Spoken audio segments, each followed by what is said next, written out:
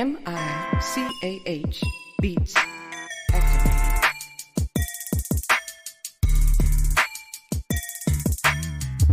Welcome to Just Therapy, where we talk about life with a comedy twist. With your hosts, comedian Sean Boyd, Antonio Ferguson, and Miss KT. We talk about a whole bunch of shit from politics to people actually taking shits. So sit back, relax, and enjoy the therapy session. Man, this be dope. Make a motherfucker want to rap. I can't rap, man. Hold on, here we go. I can't rap. I really can't. But come sit down on the couch with us.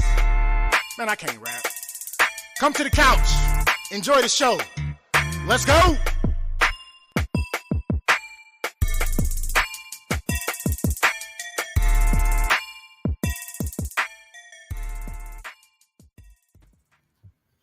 Just another day on the couch, talking about all the problems of today. Yeah. Welcome back to another episode of Just Therapy. Y'all know me. I'm the host, comedian Sean Boyd, and it's another beautiful Monday evening, y'all.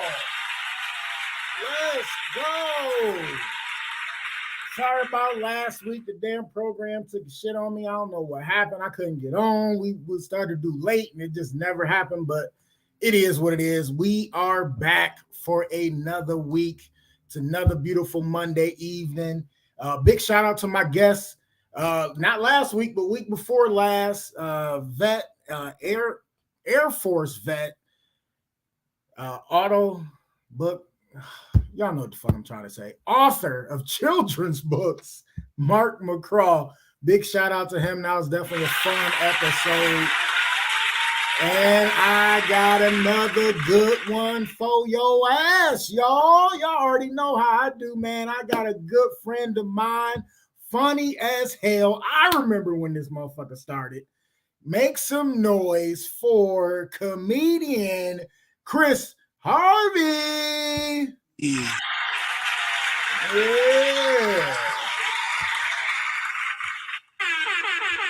Hey, yeah, I got it, y'all. I done downloaded, got it. I got the air home just for you, Chris. What up, baby? Right. What's up, man? Same old, brother. How you been? I'm good. How are you doing?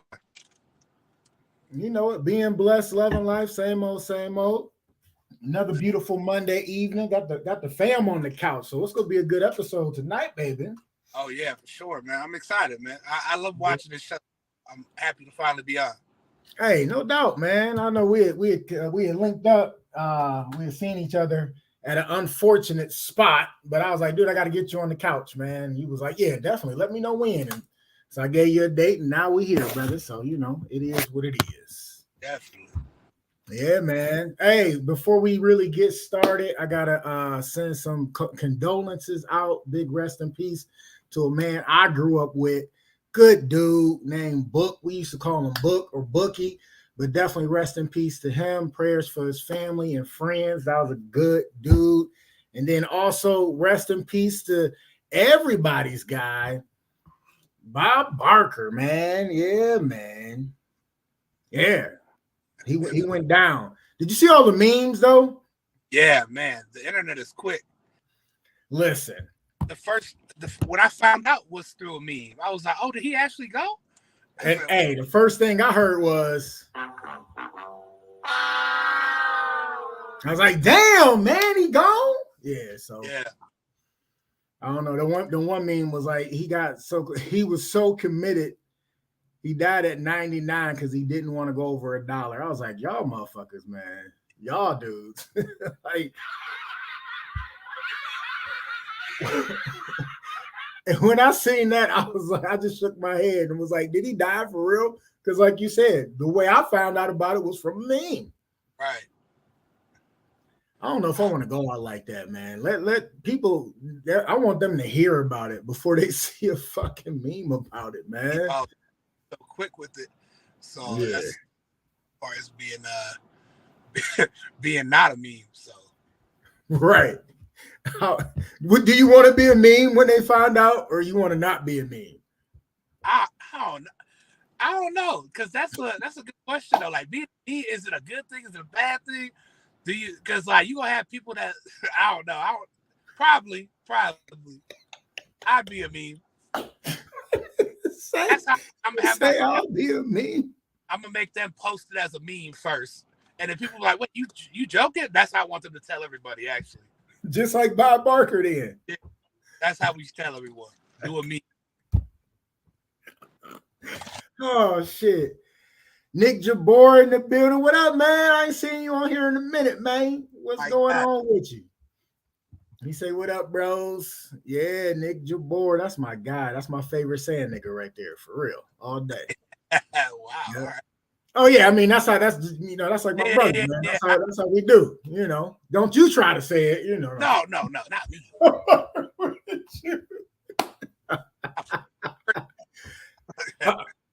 I'm sure some people that give you a pass. I give you a pass. Just don't say it on the show. So let's get into it, man. Chris, man, good to have you on the couch, man. So tell everybody like how you got started in comedy, bro. Man, I got started in 2014 at the Funny Stop Comedy Club.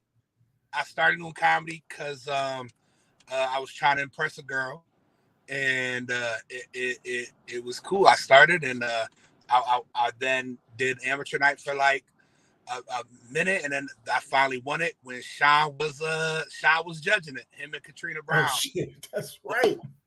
And they let me win, and then that helped me move on to hosting and all that other stuff. So I don't know about let you win. I mean, you had the best set of the night. Yeah, you know how it is. like it was fixed. So they let me win. Yeah, they let me win. Okay, so you know how at the Funny Stop you would have to bring a lot of people, and then so I think it was like the one time I didn't bring anybody. Like it was the one show I had always had 10, 15 people with me, and I just could never win. And I think I did the amateur contest twice, and then that was the third time of me doing it. And I think I was like maybe 6 or 7 months in, and won. And then started hosting and all that stuff. That was almost 10 years ago. 10 years ago. I remember when you started and shit. It's funny that you say you did what three of the amateur contests, right? Yeah. I did two. Didn't win either one, and really didn't matter. I mean, he had me hosting like early, so like them contests really didn't mean shit. You know what I'm saying? It was just some bragging rights, So hey, for sure. And I got them bragging rights. Okay. There you go. But it's funny because when I think about the people I know who actually won the amateur contest, maybe 3 are like still doing it and actually traveling doing comedy. Like Jay Stevens, and he went by the name Black when I started, because when the first time I started is when I met him. You and shit. That's it. I can't even. I thought it was 3 that I can remember like off the top, but Jason Banks, Katrina Brown, and okay. All right. There we go. They did like a 3 winner. So it's Wanda Mayfield. Katrina. That's right. Yep. Wanda and Katrina. Was it Jason in that one too? You sure? Yeah, because I remember I had I was trying to do a champions one like 5 years ago. I was like, we should get all the champions. And someone said it was them 3 who had won it. It was like a 3-way tie. Okay. All right. Okay. That's what's up. So yeah, all 3 of them. I want to say 2006, maybe something like that. Okay. So it was a minute ago. Yeah. Yeah. Well, because I know Jason started like the year before I did. So it might have been 08, 07. Okay. So yeah, but yeah, that's what's up, man. That's what's up. Jordan Thomas in the building. What up, fam? Long time no see, man. Appreciate you jumping in on this motherfucker, man. Appreciate it. Yeah, man. So what actually, I know you said you was trying to impress a girl, but what actually, got you to get on stage to actually try it though? So I always wanted to try it. My mom always told me to do comedy. Every time we'd go out to eat, she'd and I'd mess with people. She'd he's a comedian. I'm like, I'm not a comedian. I just be funny. And so I always wanted to do it. But what pushed me was because of the girl. I was trying to impress this girl because she started dating a rapper. And I'm like, I could do something like that. And so I started doing, I started doing comedy instead. And but I always wanted to do acting and comedy and all that. So I started. I was 19 my first time on stage. I remember that. You was young as fuck. I do remember that. Yeah, man. So it's funny that you say you was trying to impress a female because she was dating a rapper. I bet you all the money I got in my pocket right now, that motherfucker ain't rapping no more. Oh, yeah. You say what? Yeah, probably not at all. I don't remember. Oh shit, that's funny. So growing up, like, was you always the funny guy? Like, was you the class clown, or you just like to make people laugh? You know what? For people that I liked, I was funny, but like honestly, like in school and stuff, I was real introvert. Like I didn't really like talk to nobody. And so for my family, I was funny, but not anyone else. Me and my best friend, we would mess around a lot. Like he won class clown in high school, but so I always say he's funnier than me. But we always were funny, like back and forth. So I was funny around people I liked. Right. Okay. That's what's up. That's what's up. So, like, who was like some of your big inspirations of actually getting on stage or actually wanting to really learn comedy and grow and get better? Like, who was some of your big inspirations on that? Comedy wise, so like I watched a ton of one. I love Gary Owen, but I really watched the most was Bruce. I was a big fan of Bruce when I was like 15. And obviously I watched like Kevin Hart a lot. I watched Cat Williams was one of my favorite to watch his specials. Okay. And I would say Bruce was always my favorite because of like the way he would just like interact with the crowd and stuff like that. But Gary I related to a lot. Because he was the white dude that liked black chicks. Is that why? Yeah. Okay. All right. Okay. I kind of figured it was something like that, but I didn't know if it was gonna be that simple. But yeah, essentially, yeah. You know, he like, yeah, man, you know. He like what I like. He like and relatable to him. He was talking about stuff that I was, oh yeah, me too. That's what's up. So what made you take that next step into actually like, you know, doing it, getting better, getting to full time? What made you, you know, take that jump?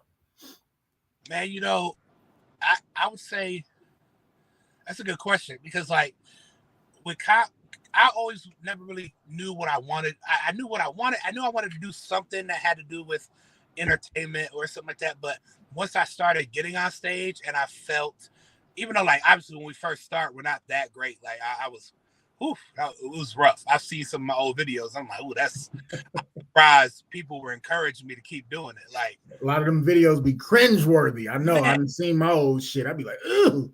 And and the audience was laughing, and I'm like, oh, like, yeah, and that's why I'd be like, man, people said that I was good here, like, oh, this is horrible.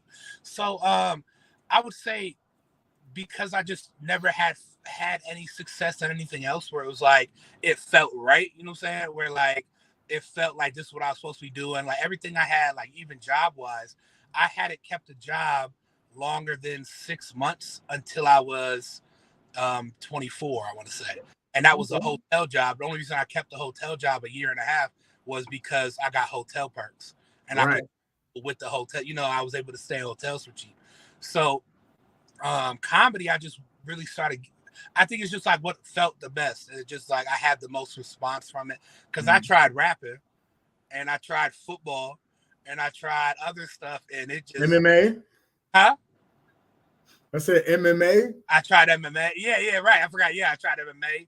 I tried coaching softball. You know what I'm saying? Like, that wasn't gonna take coaching softball ain't taking you nowhere, sir. Yeah.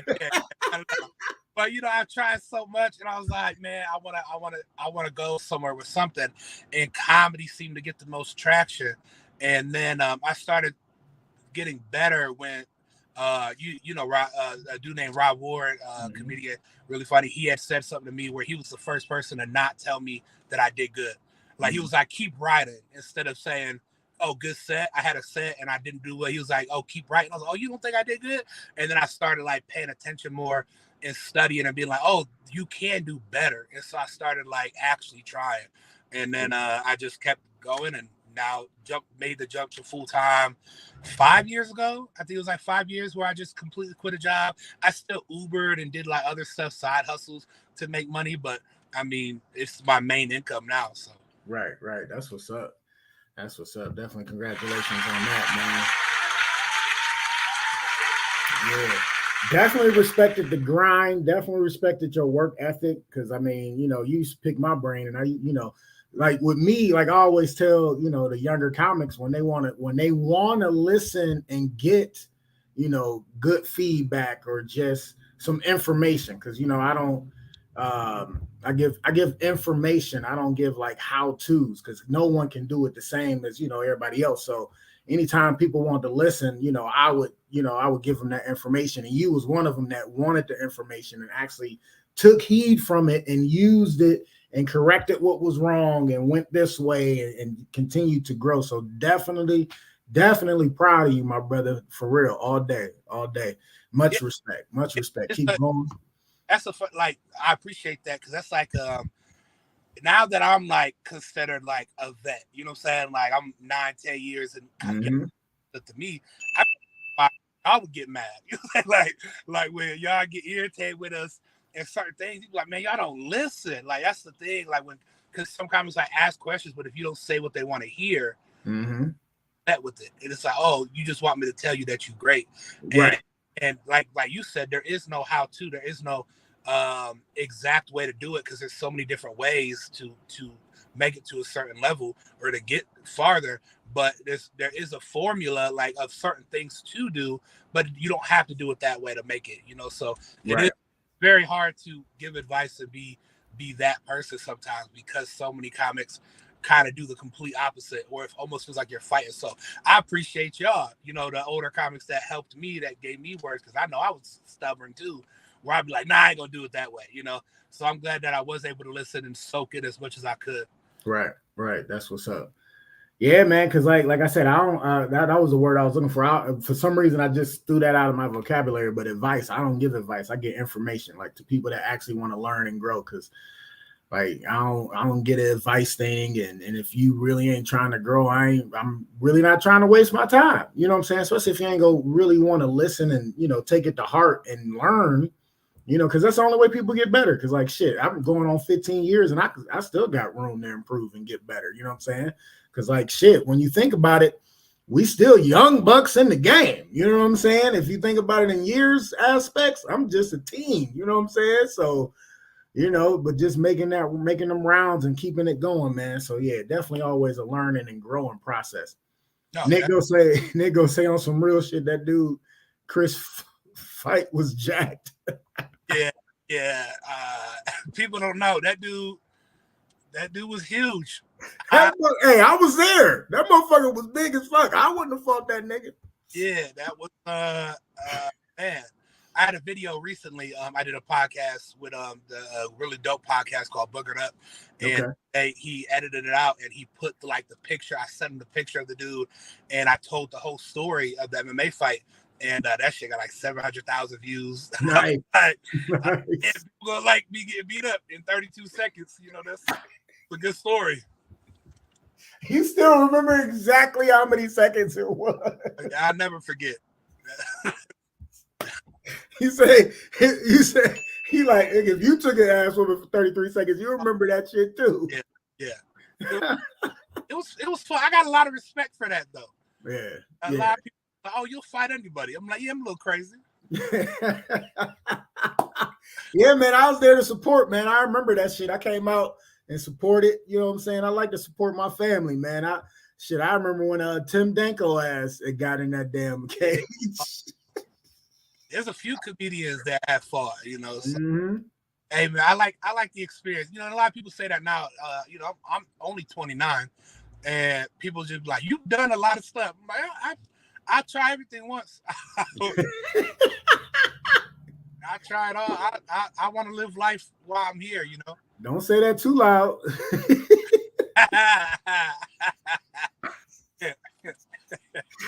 Oh shit. Oh man.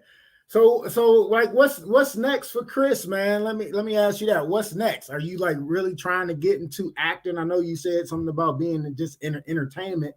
Have you thought about getting into acting? Are you going to get into acting, or maybe some plays, movies, anything like that? Yeah, so I mean, I honestly I had two of the like independent movies that I was like had small little parts on, and those were fun. I did one with Rent Due, and I did one with Hey Mr. Postman. I had another one I did when I moved to Atlanta. I lived in Atlanta for almost 2 years, and I did one that it's never dropped. Maybe they might have it because it's a Christmas movie. It's called A Drone That Saved Christmas, and it got like Rodney Perry and all them in it, and it's a cool little thing, but I don't think they haven't dropped it yet. And then I did a couple music videos and when I was in Atlanta, but I just got management out of New York, and we signed literally the last week of June. And she pushed me. She was submitting me for stuff, and she got me some auditions for some big movies. But the writer's strike and the actor's strike, everything's on hold. Yeah, traction right now, so we're just kind of waiting. Okay, that's what's up. That's good shit. And so what's next for the comedy aspect? Putting out a special, just keep touring, or getting state to state? What's going on with that? What's next for you? I don't know what God has planned for me. He has something working. I've had a lot of stuff that has been almost and has been, put on hold. So I know he got a plan. I was casted for 3 TV shows in the last 6 months. Okay. I had to turn down one to film the other, and then that one got canceled. It got put on hold. It was supposed to be a really big show, and then so because that one got canceled, I got a third one, and I was able to actually film that one. So I filmed that in LA, and that should be dropping. I'm thinking this winter is going to be on Fubo. It's a TV show where they did like talking head shows that they just interview people. Interview comics and asked us about things that were discontinued. So like Game Boys, Jerry Springer, stuff like that. So it's gonna be really cool, and got to talk about that stuff and be funny. And there's a couple other comedians that were really dope. Tammy Pascatelli did it too. So that's what's up. Yeah, I know Tammy. And they're trying to just been touring, man. I'm getting a lot of opportunities headlining. I'm getting a lot of clubs under my belt. I've done a lot of the Funny Bones in Ohio. I've done off nights. And then I was able to fill in. I headlined at the Stardome, which is my favorite club. And then I just got booked. I'm doing it. September 10th. I'm headlining Indianapolis Helium in the main. Stage. I'm doing the main stage, not their upstairs room, which is super dope. Like it's nice. Keep my head down, keep working until whatever comes. That's what's up, man. That's what's up. But like I said, man, I'm always rooting for you. You know that. Always a big fan. Love and respect the grind. Definitely proud of you, fam. Definitely. All day, man. I appreciate that. Yeah, all day.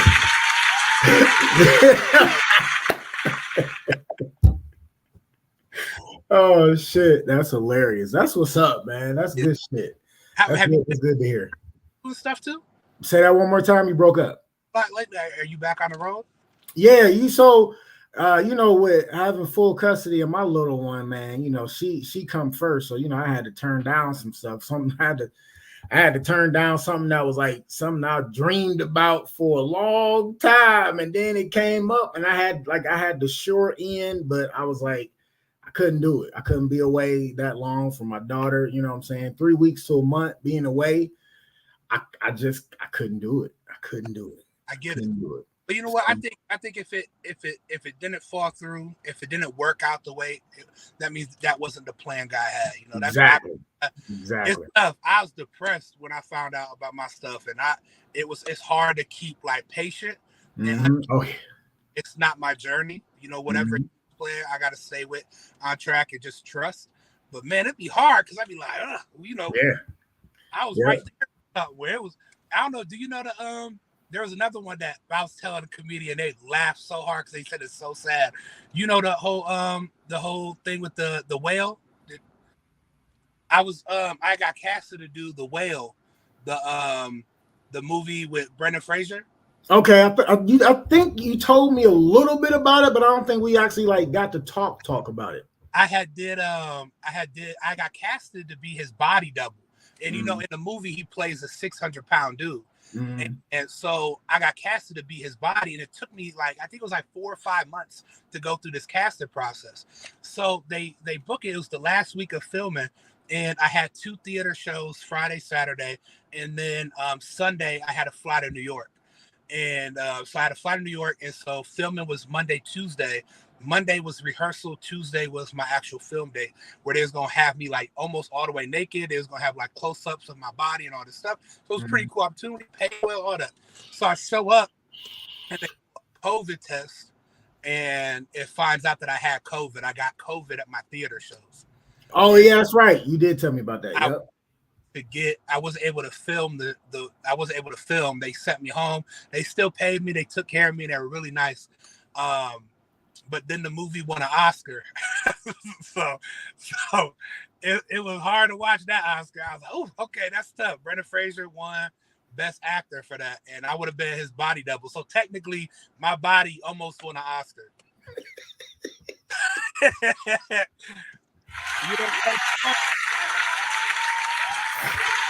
Oh shit! But you wouldn't have got the credit, like the good credit for it. You know what I'm saying? Like I would have used it. It would have been in my resume. I would have been like, Chris Harvey's body won an Oscar for Best Actor. Because y'all be talking something, lose weight. I'm like, well, your body ain't win an Oscar. My body won an Oscar. I would have been talking so much. Y'all would have never been able to tell me nothing. It's been over. Hey, I only used to say that to keep you healthy, man. Because you was 19, 20. And I was like, hey, we want you around, motherfucker. Yeah. I know. I've been working on it. It's tough, man. Losing weight ain't easy. No, I know. Believe me, I know. I know firsthand. Shit. Yeah. Yeah. People be like, "Oh, you didn't slim down." I go up and down, man. Yeah, it ain't no big deal. You looking good? Oh yeah, thanks. Whatever. It's like, you losing weight? I'm like, yeah, sure am. I've been working hard. Because I ain't about to be like, nah, I ain't losing weight. You know what? I'm just let you have that. Yeah, I'm losing weight.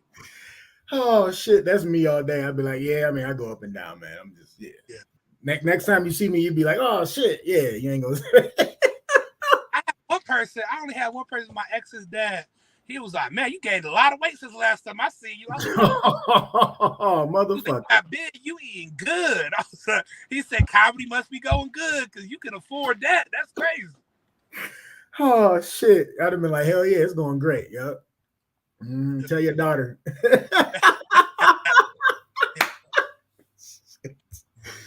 Oh man, that's funny as hell. That is hilarious. Oh my gosh. All right, let's get into these topics. Y'all know, hold on, here we go. She said, I was gonna ask if you were losing weight. Who, me or Chris? Oh, you don't know Chris, so you probably was asking me. Oh shit. A little bit. Like I said, I go up and down all the time, man. It's just, you know how I go. But yeah, we always like to start with a recap on what happened to us this weekend, whatever the fuck went on. Where was you at this weekend, Chris? I was in Dayton. I was at Wiley's Comedy Club. Nice. Yeah, really, really good turnout, man. I was excited. It's exciting to see where I go to headline and be like, people actually showing up to see me. Right. Seeing me. So it's nice. I should be feeling good when you go to headline and motherfuckers show up. You know what I'm saying? And like I'm like at the point where I'm starting to get door deals where I'm like, okay, well they actually paying. It's not all free no more. So I'm like, okay, they showing up. I'm okay.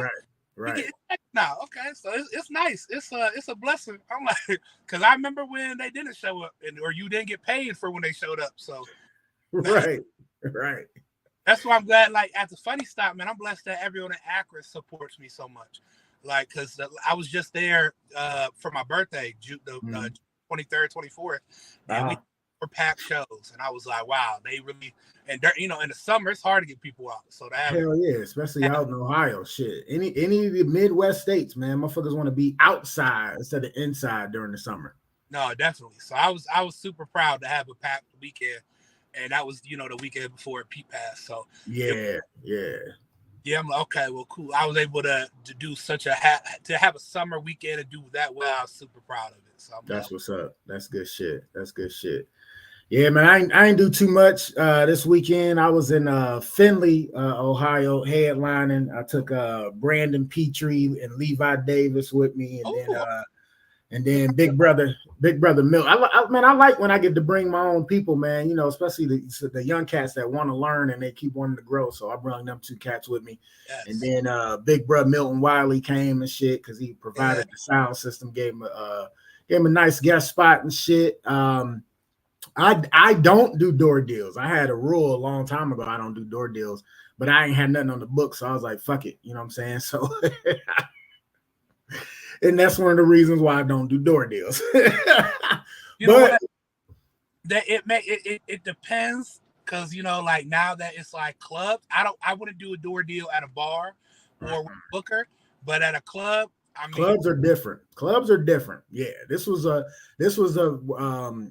spot where I got referred to through my guy Chris Kettler.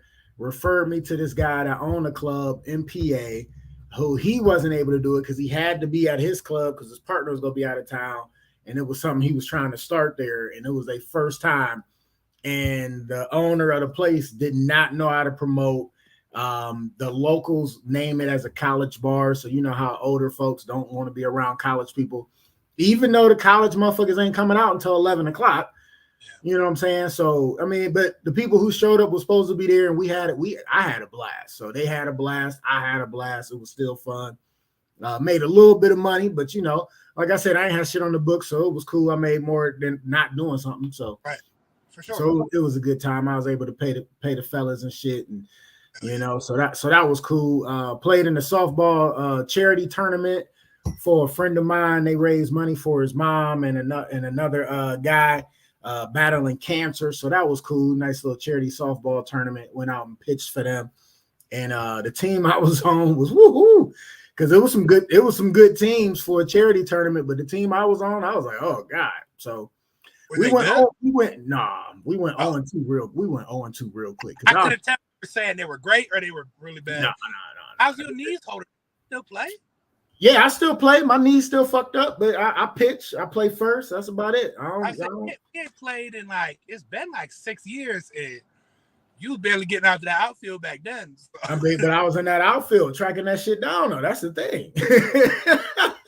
I just move my ass back to the infield, and I only go out there when really, really need be, because my knees be like, "What are you doing out here, man? You know better." Right.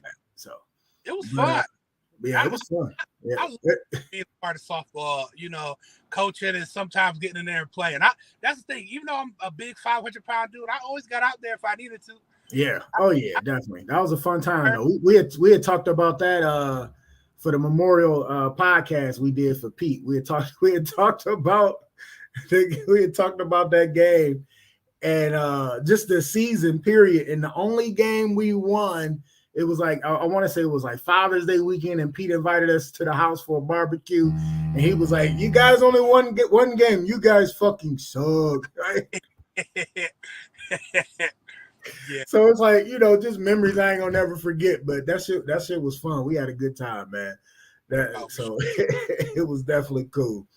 But yeah, other than that, nothing really going on. Back to work. Started a new job not too long ago. So always got to keep that day job. So it's cool. It's something I've been passionate about for a long time. So, well, at least the last 13 years. So it's going good. It's going good. I ain't telling nobody exactly what it is yet, unless we talk. But yeah. But it's cool. My title is a prevention educator. So I get to talk to the kids, 6th through 12th grades about suicide prevention. So that's really cool then, because especially the show you've done, and how much you really care about that. That's really dope. I'm glad you got something that you can. Right. So it's cool. You know what I'm saying? So, but other than that, I ain't had shit going on. So as we always do, y'all know how we do. We always like for you to get into our past, and especially our guest past. We always do one childhood memory. It can be funny, crazy, or other. Chris, give me a childhood memory, brother. Man, I forgot about that when I was reading all the other ones.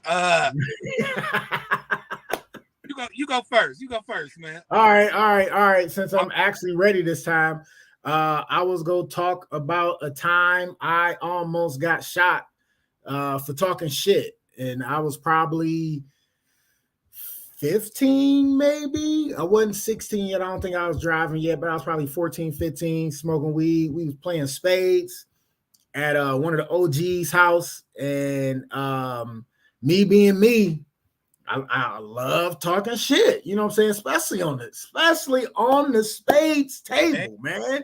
You know, I'm talking about whooping ass. So I'm like, slap, bah, yeah, motherfucker.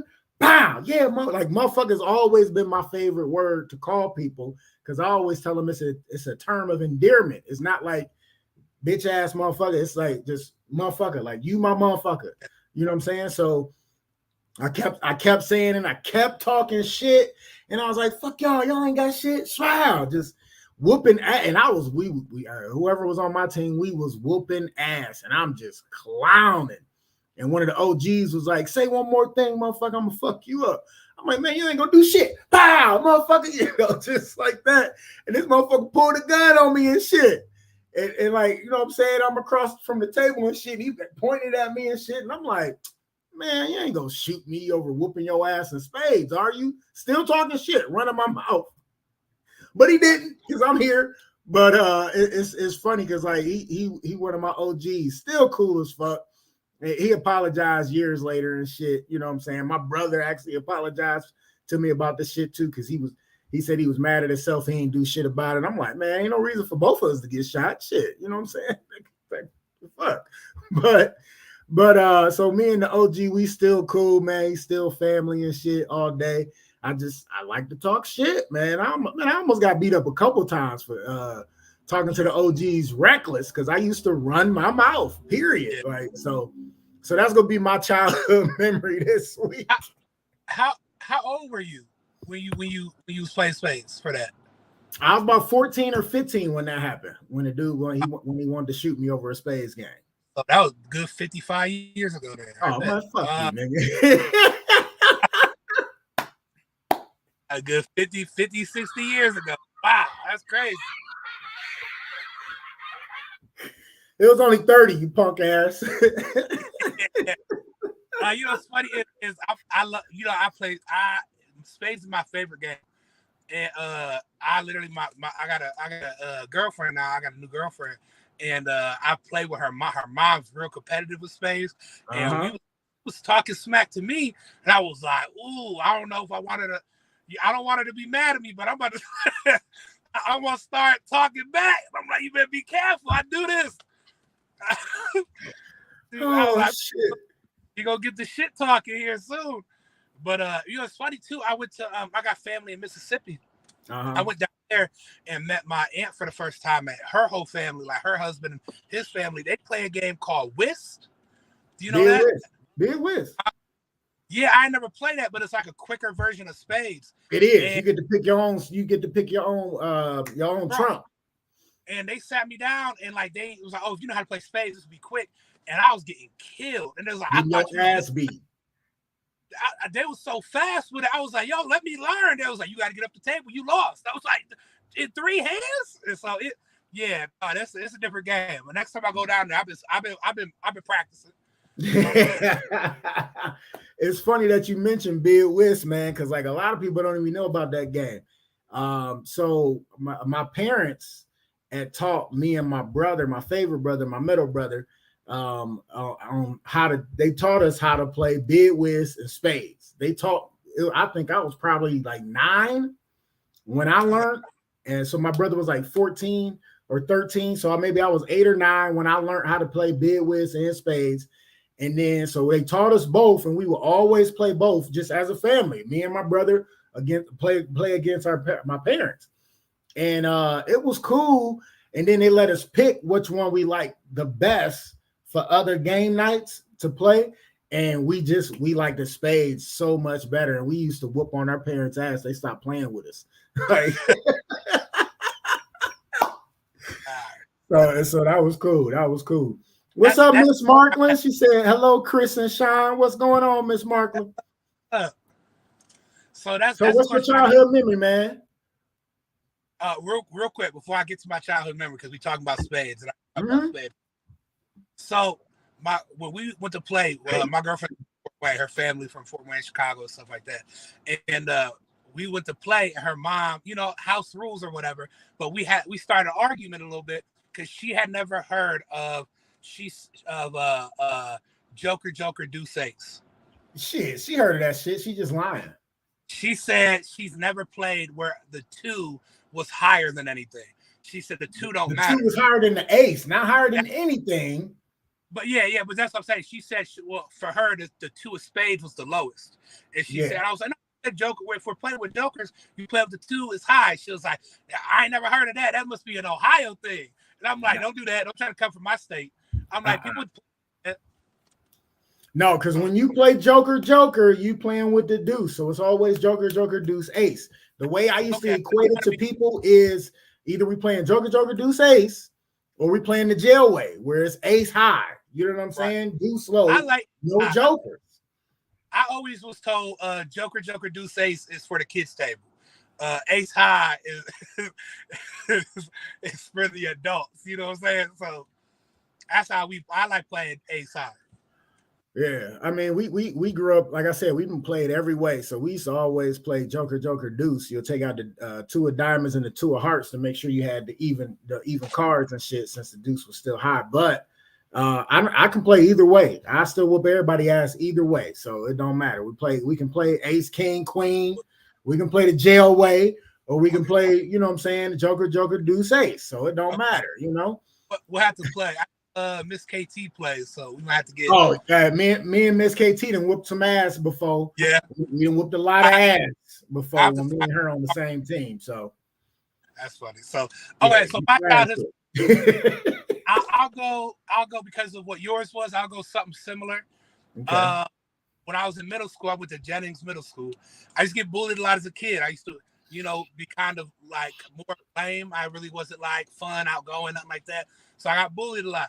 And my brother, his bully, when he was in 9th or 8th grade, he went to 9th grade to high school, but his bully got held back. So his bully became my bully because then I went to 6th grade. And so his bully used to bully the hell out of me. He had so he depantsed me in front of people before.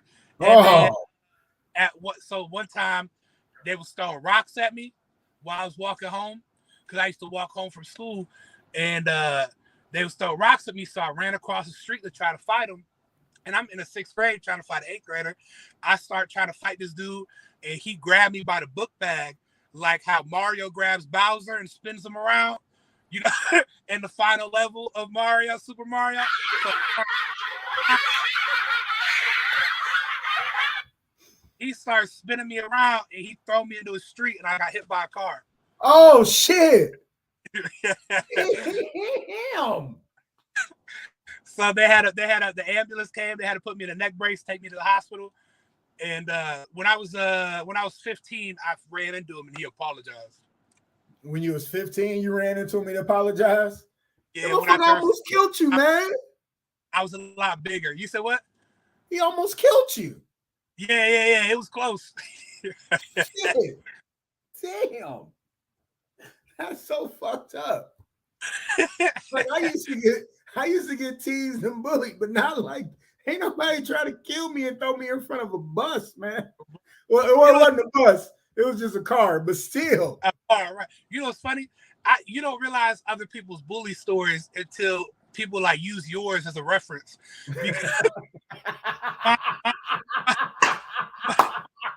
My stepmother was talking about being bullied, and my dad was like, "What's your bully story?" And she was like, "One time, I was wearing 11 necklaces, and a student, it was in the 2nd grade, and the student said, Deanna has 11 ugly necklaces." And my dad was like, "Chris, tell her what a real bully story is." I was like, "One time I got hit by a car." I was like, "I don't think you've been bullied right." You know what I'm saying? I don't think you really had. I almost had attempted murder. Oh gosh, she said, "I don't think you've been bullied right." Like he ain't even getting in trouble for this shit. That's what I want to know. The police ain't come. He ain't getting in trouble, no nothing. Nah, nothing like that. Damn, I'd have been snitching like a motherfucker. Fuck that. He got to You go know what? to jail. One thing, I ain't never snitched before. I don't know who did it. Miss Marklin said, "Risk is a bad game in our family. It's real war." Carol gonna say, "You playing wrong." I definitely ain't playing wrong. We'll whoop your ass whatever way we play. And then Miss Marklin also said one family member isn't allowed to play. Oh wow. Oh shit. Man, I got a crazy story about spades though. This is when during my first marriage. And the crazy part about it is like I erased a lot of that memory. Like it was gone, period. So I seen a dude that used to live in the neighborhood I was in, like when I was married, right? He cool ass dude. And he went to school with my first ex-wife. And he telling me about this story. And I'm like, he like, man, you remember we was playing spades at your house? You know, we smoking, we chilling. It was me, you, dude named Dewey, and you know what I'm saying, your ex and whatever. And I'm like, no, I don't remember that. He was like, man, you don't remember that? He was like, because she got caught reneging. And I was like, oh, bitch, like, that's crazy. Like, I was like, man, I don't remember that. He was like, she went upstairs and grabbed your gun and came downstairs and Dewey hit the front door. He was like, because you know, you never used the front door, which I didn't. He was like, but that motherfucker unlocked the front door and ran up out that bitch. And I just sat at the table and shit. And I'm like, oh, fuck. Now I do remember it. Like I suppressed that some of the memories so fucking much. I didn't even remember this motherfucker almost getting shot in my house over a spades game. And I was like, what happened? He was like, bitch, go put my gun up. What is you doing? That's funny. And I was like, and what happened? He was like, she went and put the gun up. And you was apologizing and you made her apologize. And I was like, damn, I don't remember that shit. Wow. You know what's crazy? I don't like playing spades is like, what did you say it was called? It was called? Say it.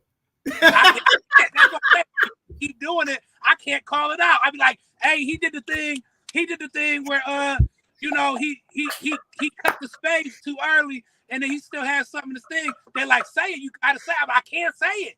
It's too close. I ain't about to get caught up. It's too close. I don't say a lot of words. I got speech impediment. Stuff. My speech impediment might make it sound. I ain't gonna say it. So I just have to let it.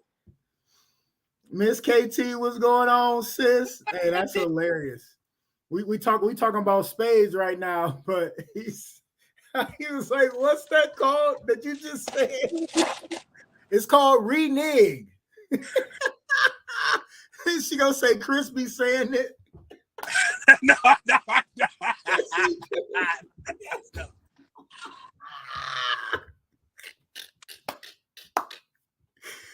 Oh shit.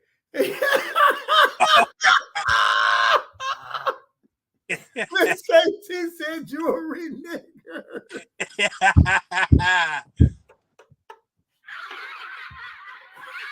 Oh shit.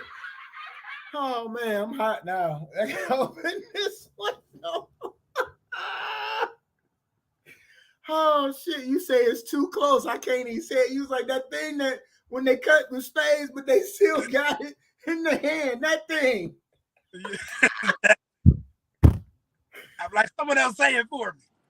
Oh shit. She gonna say Facebook made her delete that comment. That's KT, here it go. It's still here. Because I reported her. Don't put my I reported her. You go to Facebook jail, Keisha. You go to Facebook jail. Oh shit. Oh guys, that's hilarious. She said if you call it a real black person, that's even worse. If you call it a real black person, that's worse. You just reneged. Nig. No, sir. Oh shit. Oh gosh, she said I'm about to be locked up again. Oh gosh. Oh, that's funny. Woo, that was funny. Oh my gosh, that was funny as shit. Oh man, you know what's next? One of my other favorite topics that we always have on here. We like to give people flowers while they are still here so they can smell those roses instead of being conditioned like so many of us are and giving people flowers while they dead and gone. So we like to do flowers while they still here. Chris, go and get some flowers out, man. Man, there's a lot of people I give flowers to, but I do try to do that on my regular day where I call people and I just let them know things. So one thing that I've been wanting to do anyway is give flowers to people that truly are like real supporters that have maybe seen me at a show and they just have now become a friend. Or like I had a dude come to my birthday show and bring me a cheesecake for my birthday as a cake, a $55 cheesecake. It was just someone that had met me at a show. His name's Ken Roof out of Youngstown. And he's come to like 15 shows. And I just want to give back to those people and give them their flowers. I have a lady out of Akron named Shannon Cocker, or I think that's her last name. She always comes to shows, supports. I was like 10 tickets.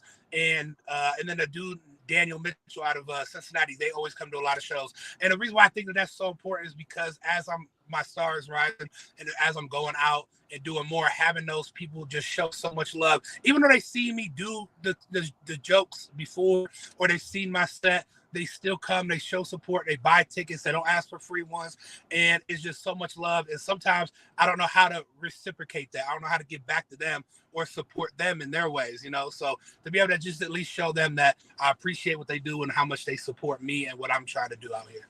Hey, that's what's up, man. That's what's up. That's some good flowers right there. Yeah, that's what's up. That's what's up. That's good shit. Hold on, KT talking some shit again. Here we go. Hold on, let me do my flowers and then we'll get to what she just said because that's gonna be a whole nother laugh session right there. So my flowers this week are going. Who the fuck was I giving them to? I just had it. Oh man, you can give them to me. I mean, I already talked to you earlier. I gave you some flowers earlier, man. I'm just playing. Usually I do give them to my guests, but I gave you them earlier in your interview process. No, so I think my flowers are actually gonna go to my landlord Tom, man. This old white dude is so cool. It's crazy, right? Like I think I was the main reason why I got the spot I'm in because like I got it with a ex-girlfriend or whatever. But I think he realized, like, because I mean, it's me, I'm a cool motherfucker. But I think he just realized, like, how cool I was. He, like, because he was like talking to like 2 other people that wanted to rent the house or 3 other people or whatever, and they gave it to us. And then they left. I got them out, and then I just took it by myself or whatever. But for him to be as cool as he is and to understand, like, because I was going through the transition to jobs and shit like that, to be so cool and so supportive and working with me on, on the rent it's just been dope. And we've had like general, like real conversations and shit, not just, hey, here go your rent, here go your receipt, like actually talked and chopped it up with each other. So Tom, my landlord, you are getting your flowers today, my guy. I definitely appreciate you, brother. And I don't know Tom's last name, which is crazy as shit, but it is what it is. Okay, so here we go. Oh hell, hold up. Ray, what's going on, man? He say, what's good, famo? Where my flowers at? LOL. So Ray, my childhood story was about when you pulled that gun on me and you said just go shoot me over that space game. So I kind of gave you flowers.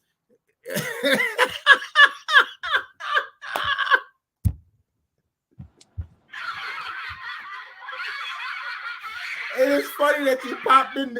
It's funny that you popped in the show today because, like, I wish you was in here earlier because you probably would have remembered that shit. Because I was a big shit talker, but that was my childhood memory today, Ray.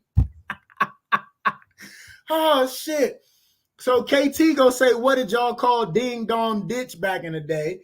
And we called it the same thing she called it. We called it nigga knocking. That's what we called it.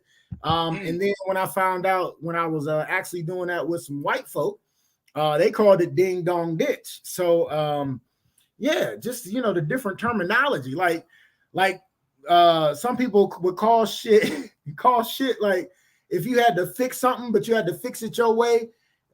We called it nigger rigging, and some people called it MacGyver or jerry rigging. So what did you, Chris? What did you call it? Jimmy rig. You sure? Hey man, it was thanks for having me on the podcast, man. Appreciate you guys. I'm just messing with you. Yeah, I love it. They lose my number. He said, "Lose my number." Look, Ray said he said, "I do remember that shit." Oh gosh, that's funny. Oh my God. But it's funny because like KT brought up a good observation on how people grew up. You know what I'm saying? Like how we literally called things different shit, but it actually had the same meaning. KT gonna say, Chris, like, don't cancel me. No, I ain't trying to get Chris canceled. I've got too far, man. I've gotten too far. My best friend always be saying something like, if I make him mad, I don't go out to eat with him. He'll be like, I'm gonna call TMZ today, and I'm like, no wait, I'll go out to eat. I'll go to Applebee's. He was like, I'll tell him everything. I'm like, what is everything? I don't know nothing.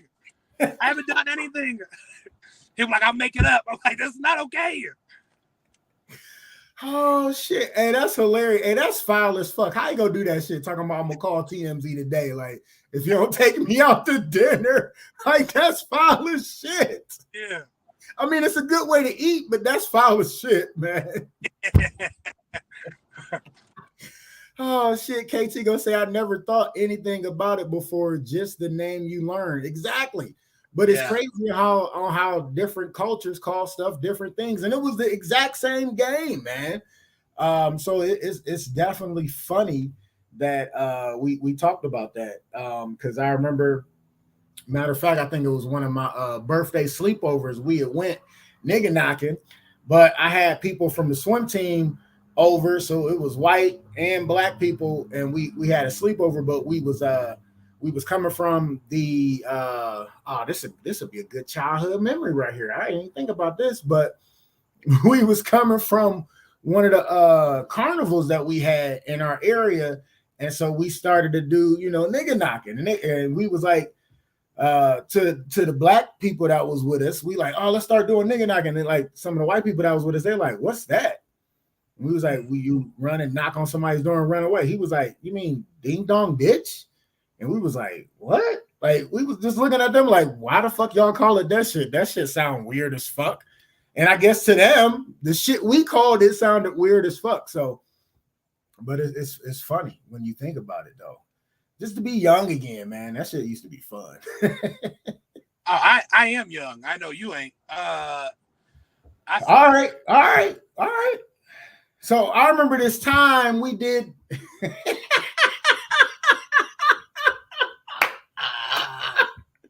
So when you taking me to dinner, Chris? Oh, wait, Sean. Man, you're young too, buddy. You're young too. You like Red Lobster? That I do. Man, Sean, I'll be back in town soon. We're going to go Red Lobster. I could have done this podcast. I ain't gonna never talk about that shit. Oh gosh, that's funny though, especially when you said your friend be doing you. That's foul as fuck. Yeah, he's like, I ain't even say nothing. What you talk about? Everything. Yeah, he said he'll make it up. He's who they gonna believe. I'm like,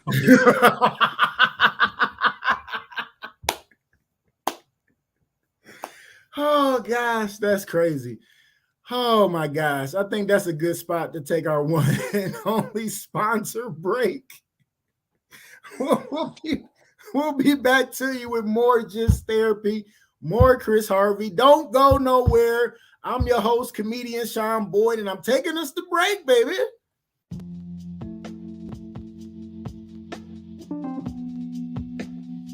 Primal Screen in Kent, Ohio.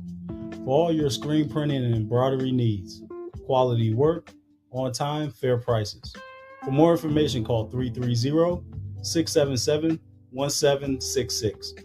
Again, 330-677-1766. Or check us out online, primalscreenprinting.com. If you mention the podcast, you get 5% off. Peace.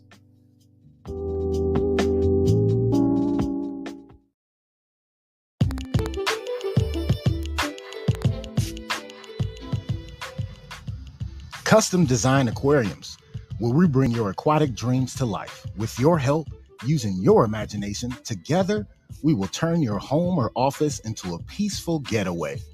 For a free consultation, call 330-475-5181 or contact us by email at customdesignaqua@gmail.com. Once again, that is customdesignaaqua@gmail.com. Mention this podcast and get 5% off.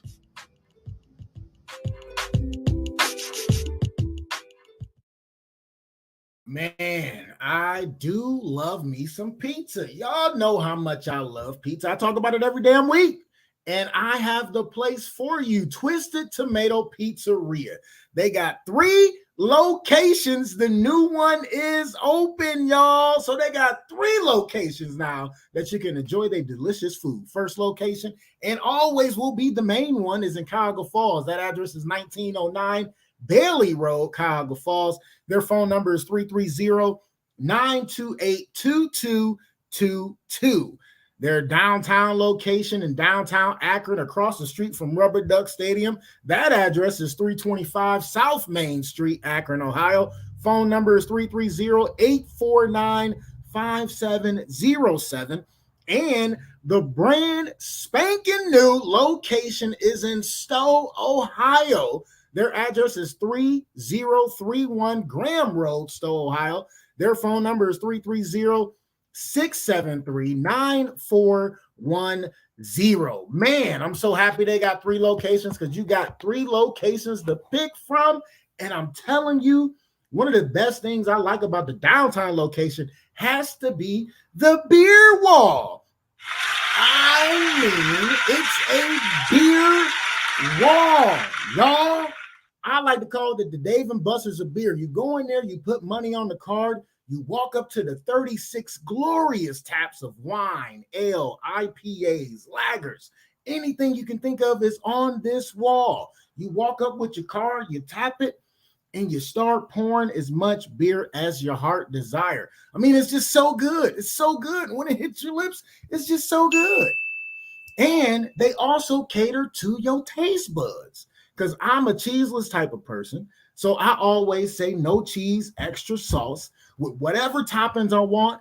And every time I lift up that box to check it out, it's right, because they cater to your taste buds. And that first bite, oh my gosh, that first bite, anytime I bite it, I'll be like, bitch. Like, it's just that delicious. It is so good. So if you are ever in the area of Cuyahoga Falls, Stowe, or Akron, Ohio, please make sure you check out Twisted Tomato Pizzeria.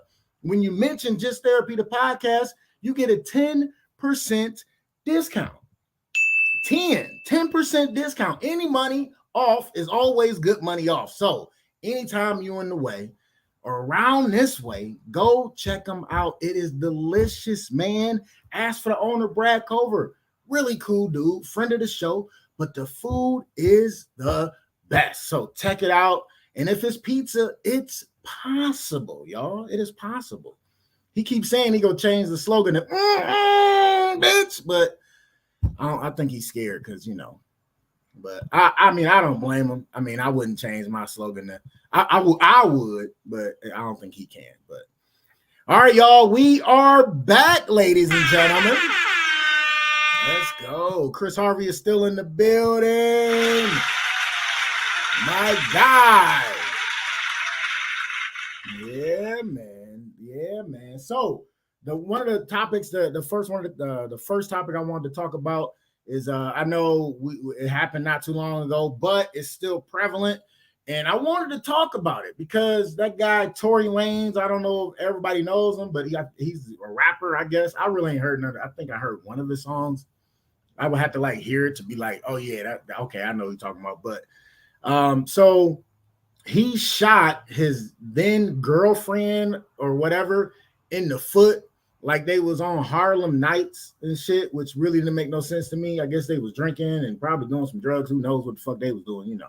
But he told her to dance, I guess, like dance, bitch, dance. I wasn't there, y'all. I wasn't there. This is just what the court stenographer was saying. But he has got sentenced.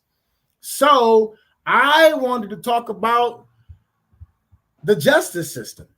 Not that what he got sentenced for, but just the discrepancy in sentences of different cultures, different things that happen, and so forth and so on. Because he got 10 years after getting found guilty of the crime. All right. Now, I'm not saying it was right for him to be like dance or try to shoot her in the foot or shoot her in the foot, whatever the fuck happened. That was wrong, period, point blank. But we talking about some of the sentencing that has been handed down to different situations and different crimes, okay? 10 years, all right? So before I really get into all the details, Chris, what do you think about him getting 10 years for shooting the horse? I mean, Meg the Stallion, because, I mean, you know, a horse, whatever, in the foot. What you think about that, man? So I when you said that, I was like, oh man, that was such a story that happened a minute ago. I think that was before it really was popping, where she was like now where she's that huge. I think she was like before she got shot, she was just like popping, like she was popping, and then her and him was dating, and he shot her. Yeah. So I didn't even know that this was still like a court case. I don't know. I don't pay attention to like news stuff. I don't really like pay attention to a lot of it. So I feel like I don't know because it's that seems like a long time. I don't really know what the usual thing would be for that. I mean, because it wasn't like I wouldn't say it would be attempted murder. It's what assault with a deadly weapon. Is that what it is? So I'll tell you exactly what he got charged with. He was charged with 3 felony charges: assault with a semi-automatic firearm, possession of a concealed, unregistered firearm, and negligent discharge of a firearm. That's the 3 charges he actually got charged with. And that equals 10 years. 10 years. Want me to break it down for you so it really don't sound that crazy? Sure. Okay, so since he is a convicted felon, he was already a convicted felon, okay? So that's why he got the unregistered possession of a concealed unregistered firearm and a negligent discharge of a firearm, because I guess he has some stuff on his record that was a felony, okay? So they actually gave him 6 years for most of those crimes and gave him 4 for shooting her in the foot. So it added up to 10 years. Okay. Yeah. So it added up to 10 years. What are you on? You say what? What side are you on? Do you think it's too long? Okay, so this is my thing. All right. We know people who got convicted of manslaughter that has gotten 6 and 7 years. Okay, so it's a big difference. Wait, what was it? You broke up. What was it? So there's people that have been convicted of manslaughter, okay, that's gotten less than the combined 10 years, where they only actually got 6 to 7 years. All right. Somebody recently, a football player, I want to say Raiders. I got to look it up. I didn't do all the research on that, but he was convicted of drunk driving. Henry Rugg. He was there we go. Henry Rugg.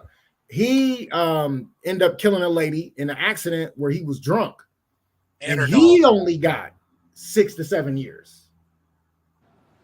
So manslaughter and actually killing a person, and shooting somebody in the foot and having a firearm while having a felony in your past, to me, doesn't equate to 10 years combined. I can see that.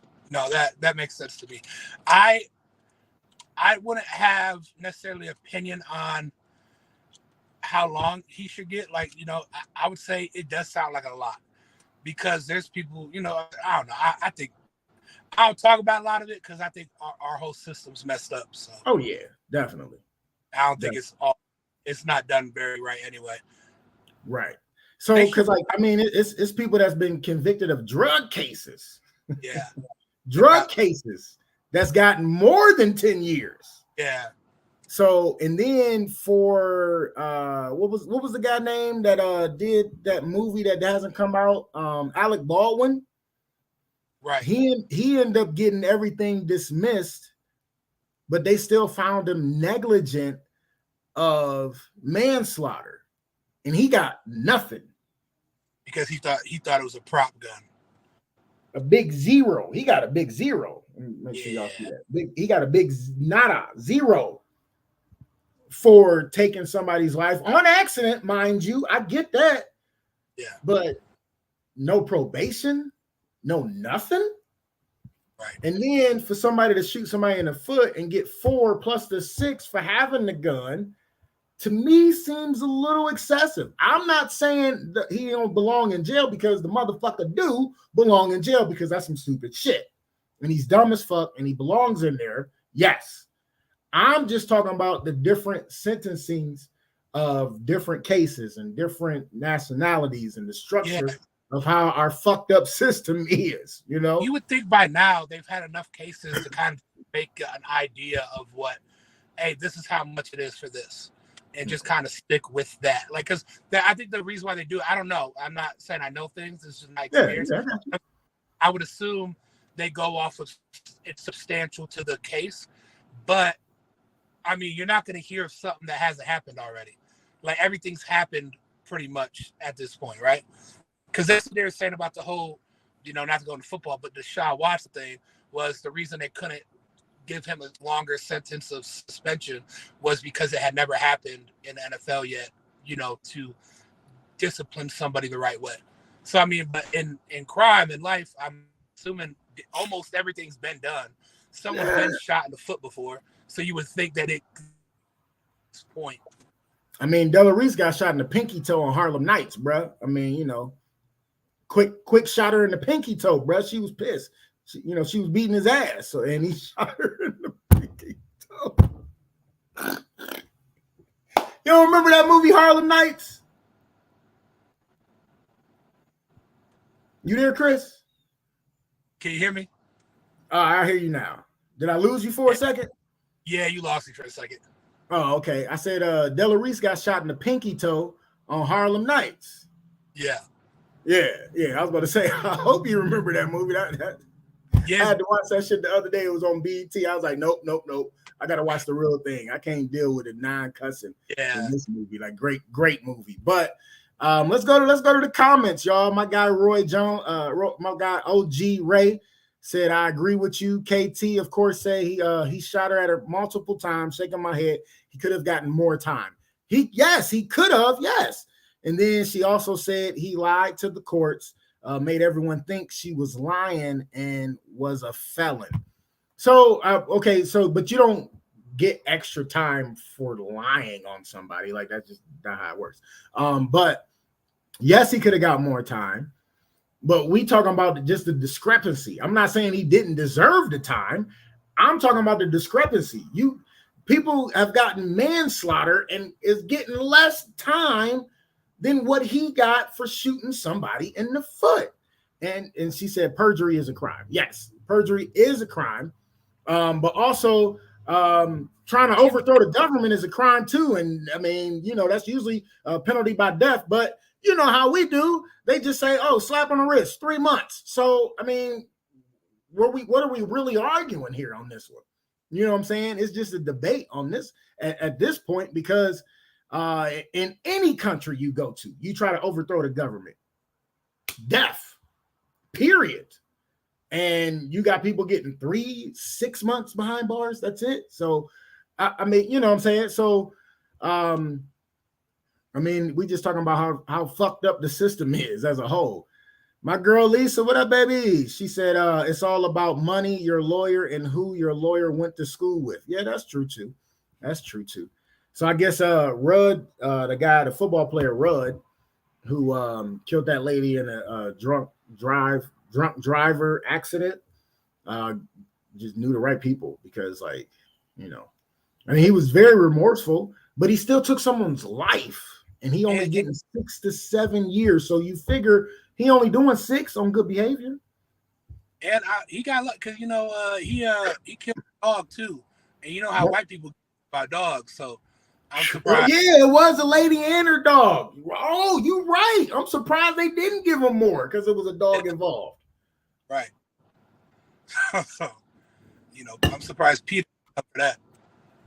I mean, they gave O.J. Simpson 33 years for going to get his own property back.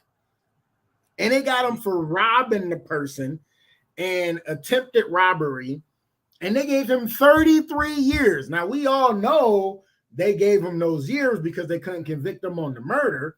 We all know that. But that's still a big-ass discrepancy in the time, period. That's the whole point of this subject right here. But, yes, he definitely should have got time for shooting at her and shooting her in the foot, period, point blank. I mean, that's just dumb as fuck, you know. And they're using him as they said that they don't. The reason why they're fighting it is because they don't think that he should be used as an example. But when you are in the spotlight, you need to make better decisions. Absolutely. What you said. Way better decisions. I'm just now starting to get spotlight. I don't do any. I don't go to clubs. I ain't gonna put myself in a situation. You ain't shooting nobody in the foot, man. You know, back in the day, no.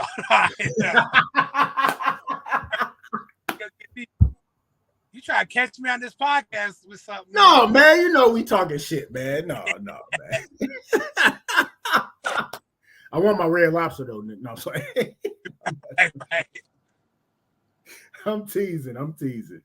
Oh man, but yeah, just the discrepancy of the laws and just the sentencing that doesn't. I mean, it just doesn't equate 9 times out of 10 at all the same for anybody, and it's just crazy. I mean, it's a broken system, and we all know that, you know. But I just wanted to bring it up, talk about it, get people opinions on it. You know what I'm saying? And see where y'all stance was, because I mean, like I said, he definitely deserved the time. I mean, he shot somebody in the foot, like that's some bullshit. You know what I'm saying? Because like it could have hit a major artery and she could have bled to death. You know, so. But it's just the difference between the sentencing. It'd be crazy. You know what I'm saying? So you know, it's just something we've been living with for centuries, and it's not gonna change. So you know. But it definitely is what it is. Yeah, and Chris, don't be going to parties, man. Stay out the clubs. Stay away from these motherfucking groupies. They be trying to set motherfuckers up. I tell you that. You know what I'm saying? Yeah. I'm a good man now. I'm in a relationship. So there you go, man. There you go. I'm tired. There you go. Because I remember when I was on the road, and I ain't had no relationship. Man, it was going out. No, couple years in my run to be a single on the road. It was fun. There you go. It do be fun. KT go say it will change one day. Our system is broken, but we'll get better.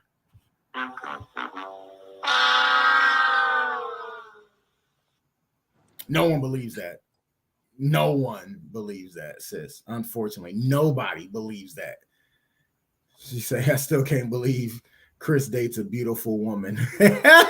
Wait, why does she write that? Why did I read that? Okay. Like he would just say that. Wait, listen, because she met my girlfriend. And I met her too. Huh? I met her too. Oh, yeah, you did too. Yeah. So yeah, she was like, yeah, Chris, we're a little surprised because we didn't think she was real. I was like, that's so what? That's so messed up. Oh man, hey, I still think my best friend got a fake girlfriend too. I still ain't met her, and he been dating her for 2 years, I think now. So I mean, I get it. And at least they got to meet her. You know what I'm saying? I still ain't best friend. He was my best man in my first wedding and in my second wedding, and I still ain't met his girl of 2 years and some change, I guess now.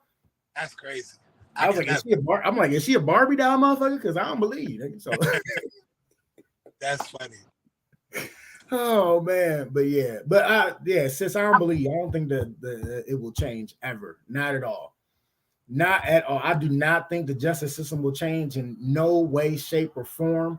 Not in our lifetime. Hopefully in little mama's lifetime, but definitely not in our lifetime, because the simple fact we are still fighting for the same shit Martin Luther King and everybody else, the March on Washington, all the rights they fought for, we're still trying to fight for the same shit all these years later. So I don't see it changing. No time, not in my lifetime. So all right, so let's switch subjects though, y'all. So this is a doozy, y'all. I need everybody's input on this one. I heard this not too long ago, and I had to bring it to the couch. So this subject is question of the week. So in relationship, and Chris, I'm glad I got you here too today. Yeah. Since you definitely in a relationship, I'm in a relationship too as of now, right now. So she ain't dumped me yet. So thank you, sir. So in relationships, right? Who is supposed to say I love you first? The man or the woman?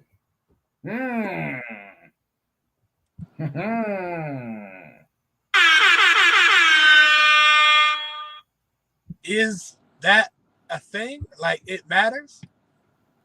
Say that one more time.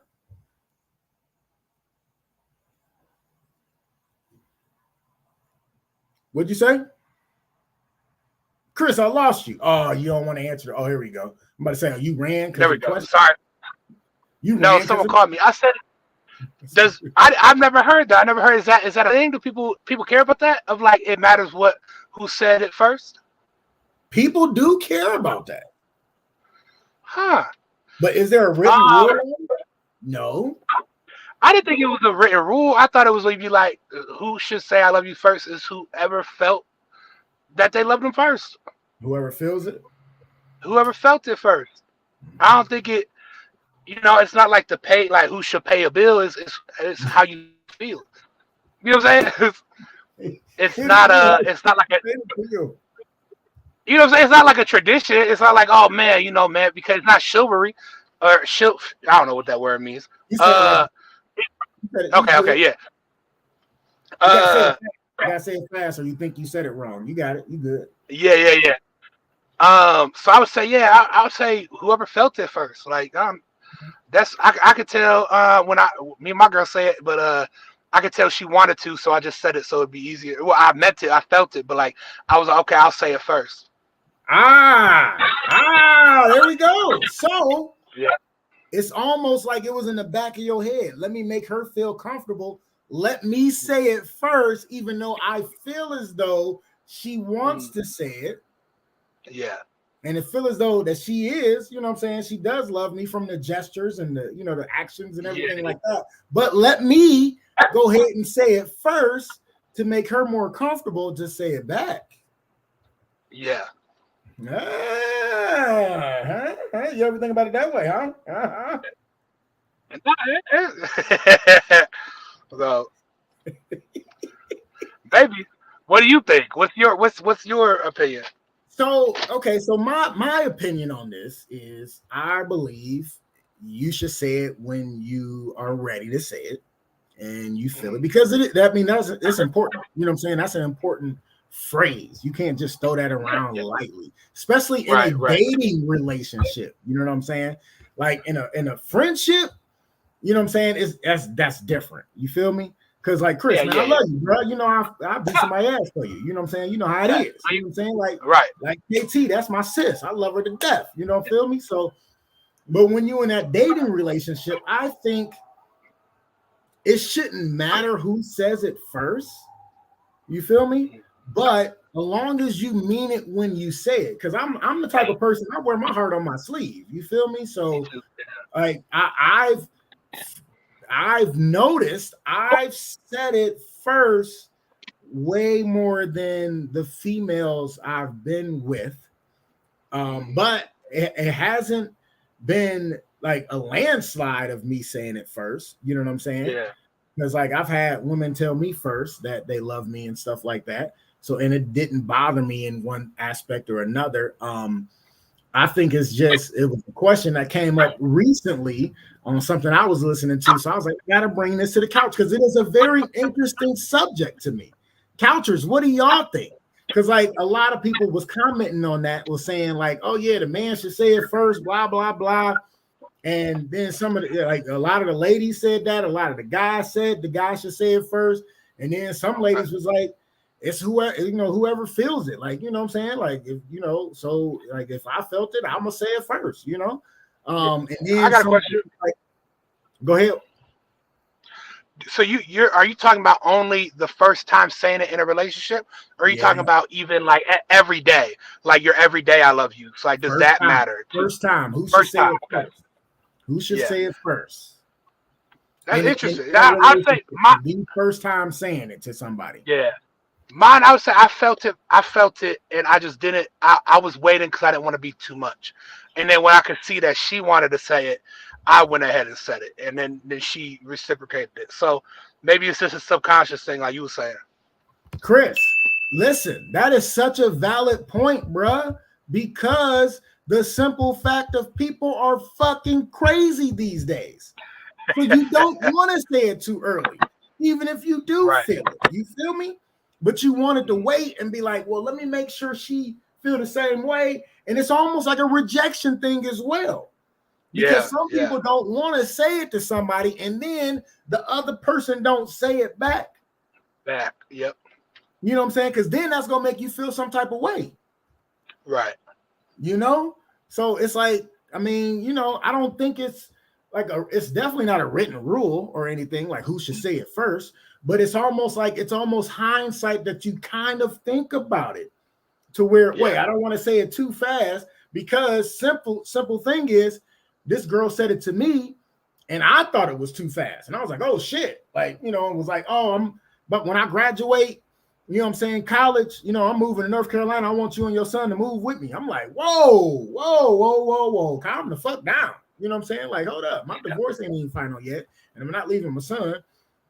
But damn, like, pump your brakes. You feel me? So it's almost a thing. You don't want to jump out there sometimes. But then it's like you can't really worry about getting hurt or worry about somebody not saying it back. You feel me? So let's go to the comments. Miss KT say this new world annoying. So many fake rules. Nobody said it's a rule. Come on, girl. She said, I can love you whether you love me or not. People be too worried about looking vulnerable. Yes. See, but that's a thing that everybody be like cautious about. You know what I'm saying? I don't want to say it first, or like, I don't want to look vulnerable. I don't want to look desperate. I don't want to not get it in return, because you might feel a certain type of way, or you might not, you know? And in this, honestly, like I'm a little younger, like I'm 29, but like what I've dealt with. Why you talking about I'm old, man? I'm saying, hold on, I don't know if you've dealt with this. I'm messing with you. We've had it where, like, for me, it's almost like you're too nice or too. It almost comes off as corny when you show too much emotion and you're not masculine or manly. So like almost holding back just to see where they go. You know what I'm saying? It almost makes you try to like match their energy more, because you don't want to come off unmasculine just because you want to show emotion. So I think that's a lot of issues with like what I've been dating before. Okay, so the vulnerability. Yeah, definitely. So I have been in that situation. Yeah. I was your age at one time. Okay, no. Okay. No, but Yeah, because sometimes people take that kindness for weakness. Oh, he being too nice. Like, he kind of corny. He's so nice. Like he want to open my door, and like he want to take me out to here and here, and you know what I'm saying? Or he's like too nice. Like we ain't got into no argument and nothing. Like what? Why the fuck do we gotta argue? Like what the fuck? It's like that toxic, and like they like it, and they like. But I'm like, I've literally said to someone, I was like, "What do I need to? Do you want me to call you out your name? What you want? What do you want me to do? If you feel?" I asked one guy, I said, "If I killed somebody, would that make you more like into me?" And she was like, "Honestly," and I'm like, "What, bro? Maybe it's just the girls I'm talking to. It's a little crazy, but." but they want like it feels like they want like a little bit of like they want you to be nice, but they also want you to be. I don't know the word. Yeah, that's what it. And I'm like, I'm I don't like any of those. So I'm like, sometimes I gotta show them I'm a thug. So I just set it up. My best friend will like fake rob me on my second date, and I'll protect her. And then that show, you know what I'm saying? He'll be like, give me your money. I'll be like, get away, Robert. And then she thinks I can protect her. That's what we do now. You gotta set up a scene. You gotta set up a scene so they think that you a thug too. Oh guys, don't do that with the wrong chick, and she pull out her pipe and pipe on that dude. Like you ain't about to rob my man. Pop. Right. You like, wait, that's my best friend. Right.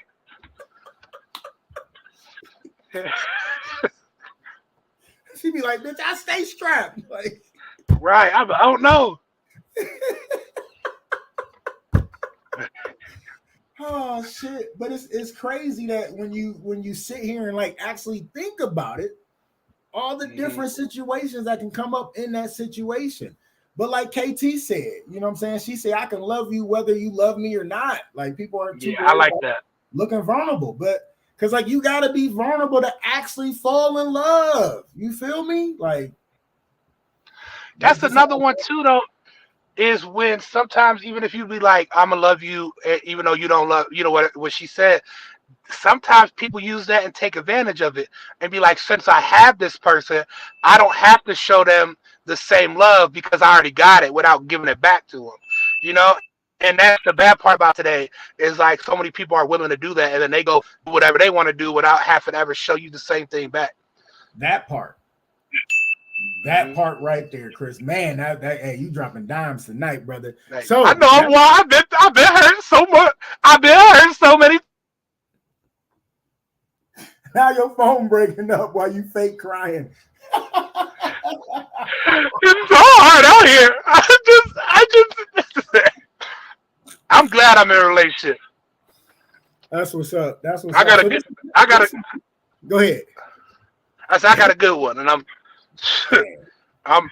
done. So that's what count, bro. That's what count. Invite me to the wedding. Yeah. So my next question, I'm keep going. So my next question is that part. Like, you know what I'm saying? Some people act like they don't have to reciprocate or even tell you that because you say it so much. So KT, how long can you say it without getting it back though? That's the thing. You know what I'm saying? Because yes, you have to be vulnerable.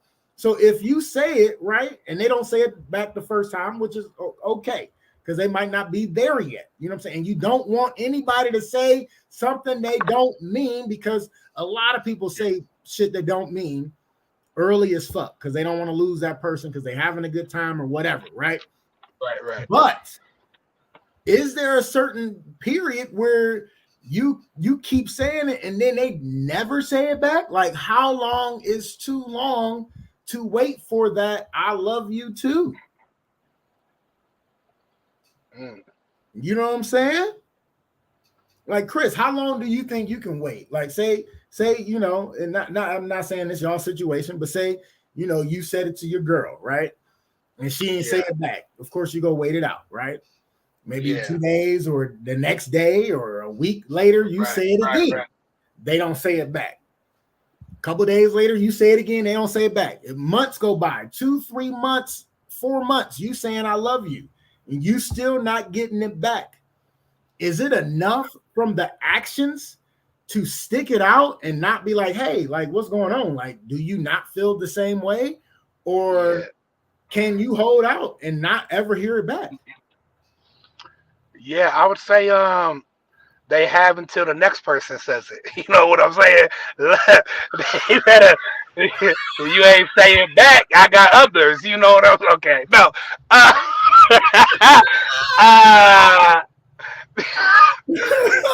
someone finna, you know. uh, no, I would say that's the hard part too is understanding what you need in a relationship. And because some people like love languages and stuff, some people don't need to Knowing hear your it, love or languages, yes. yeah, if you don't need words of affirmation, or you aren't good at giving words of affirmation. I always tell people, I'm like, sometimes just because what your love, like, you need to know what your love language is that you need to receive, and what you're good at giving. Yep. Because they're showing you love in so many different ways. In acts of service, they're doing stuff around the house, show you that they love you, or they being physically Thanksgiving, touching, yep. quality gift giving, and you just need to hear it. But that's not how they show love. So I think it's learning that and figuring that out. And if the actions is matching the words and they being loyal to you, then I don't think I don't think I need to hear it back, as long as everything else is making sense to me. Right. True. So KT, she say, nope, I'm not that type of person, right? But then look at the follow-up. Look at the follow-up. I'm probably not going to say it again after I say it once. We got to have a conversation about it and see. Yeah. You kind of contradicted yourself with that last statement, though, before this one. But yeah, so it's like we go have to have a conversation. Like, I can't say it for more than 5, 6, 7, 8, 10 times or whatever, and not hear it back at least once.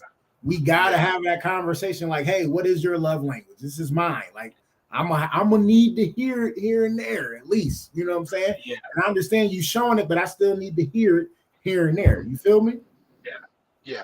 And I that's what I'm glad that I'm good at communicating now as I get older, and being able to voice things rather than I used to hold back things. I used to hold it back and just think about it rather than speaking it out. And so now that I speak it out, I would say being able to talk about it. Like if someone wasn't saying it, be like, hey, I need to know where you feel this is going. Yep. And if you feel like you could show me that, or tell me that you love me in a certain amount of time, or are you not capable of showing that love? Are you, because they might not be on the same track you're on. They may be on different pages, and they may want something different than you. So, I mean, a lot of people don't know how to communicate that and voice it. So, yeah. Hey, look, we should start a relationship podcast. Hey, we can do it, bro. That's why it's called Just Therapy. Therapy on all issues. I be sounding wise when I be talking, man. I be like, ooh. I need someone to start saying repeat, rewind. Go ahead and start snapping. Rewind. That was some bars. Put a beat behind that. Let's take a track. Like we have poetry night and shit. Rewind. Rewind. Okay. Oh shit. Hey, that's funny right there. I like that one. That's funny. Oh shit. But no, you're right though. Cause like, when you keep it bottled in, that shit start brewing and festering. And then you start, lashing out at that person, or, acting funny towards that person. And that's why you really need to communicate. Like, communication is key.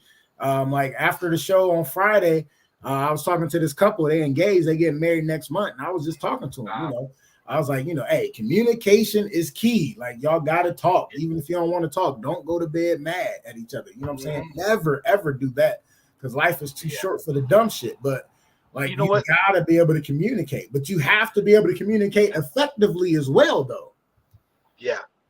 It's so crazy what I was about to just say something you just said was I think what sucks about us as people is we take things and that are cliches, and because we hear them so much and we don't take them seriously. Communication is key, and life is too short are literally two things to live by and really take seriously that we don't. Because because we hear it so much, we're just like, okay, yeah, life's too short. But it really is. And communication literally is key. And I think that's what's so different with my relationship. I had a relationship in 9 years, and so I've been single, and so now I got somebody, and she's a lot younger than me. She's 22. I'm 29. So I think she hasn't been used to as much communication. So even getting to do that together and really just show that light, of who I am. So I think it's just really important to show that kind of teaching of really showing that life is too short to not communicate how we feel and what we need to say and get it out, Right. And what you need out of a relationship, shit, because you can't expect to get everything you need out of a relationship if you ain't telling that person what you need out of that damn relationship. Shit. Right. You know what I'm saying? Mm-hmm. Facts. Rewind. Rewind. Look. Preacher. I feel the Holy Spirit. Today, huh? No, I'm sorry. I said, thank you, Jesus. Okay. The Holy Spirit is in this podcast tonight. I said he's on the couch with us. I said, thank you, Jesus. Can the comment section say hallelujah, amen? Can I get a witness? Okay. Amen. Hallelujah. Oh shit, that's hilarious. That's funny. Oh guys, that's some funny shit right there. Oh man. So all right, let me see. I forgot to look this shit up. Y'all gotta bear with me. You already know what's coming up. My favorite fucking subject. Hold on, here we go. She say, nope, y'all playing too much, shaking my head.